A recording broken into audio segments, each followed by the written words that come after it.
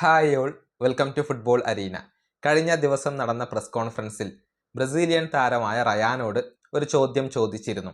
അതായത് ജപ്പാൻ നിരയിൽ ഏറ്റവും അപകടകാരിയായ താരം ആരാണ് എന്നാണ് നിങ്ങൾ കരുതുന്നത് എന്ന ചോദ്യമായിരുന്നു റയാനോട് ചോദിച്ചിരുന്നത്.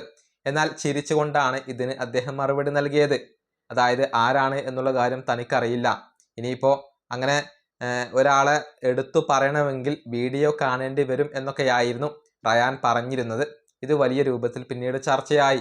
അതായത് റയാൻ ജപ്പാൻ താരങ്ങളെ അപമാനിച്ചു എന്ന രൂപത്തിൽ ഇത് വ്യാഖ്യാനിക്കപ്പെട്ടു.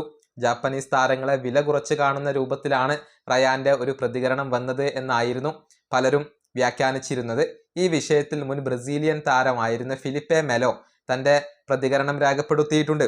അതായത് റയാൻ ജപ്പാൻ താരങ്ങളെ അപമാനിച്ചിട്ടില്ല, അതല്ലെങ്കിൽ റയാന്റെ മറുപടിയിൽ ഒരു അഹങ്കാരം തനിക്ക് കാണാൻ കഴിഞ്ഞിട്ടില്ല. മറിച്ച് ജാപ്പനീസ് താരമാണ് ഇപ്പോൾ അഹങ്കരിച്ചിട്ടുള്ളത്.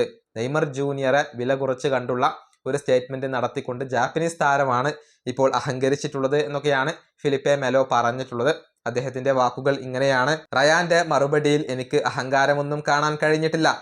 അദ്ദേഹം ജാപ്പനീസ് താരങ്ങളെ അപമാനിച്ചിട്ടില്ല. അദ്ദേഹം പറഞ്ഞത് അദ്ദേഹത്തിന് പെട്ടെന്ന് താരങ്ങളുടെ പേര് പറയാൻ കിട്ടുന്നില്ല എന്നുള്ളതാണ്. ജാപ്പനീസ് താരങ്ങളുടെ പേര് പ്രൊനൗൺസ് ചെയ്യുക എന്നുള്ളത് ബുദ്ധിമുട്ടുള്ള കാര്യമാണ്. അതുകൊണ്ടാണ് അദ്ദേഹം അറിയില്ല എന്ന് പറഞ്ഞത്. ശരിക്കുള്ള അഹങ്കാരം ഞാൻ ഇന്നൊരു ജാപ്പനീസ് താരത്തിൽ നിന്നും കണ്ടു. നെയ്മർ പഴയ നെയ്മർ അല്ല എന്നാണ് അദ്ദേഹം പറഞ്ഞത്.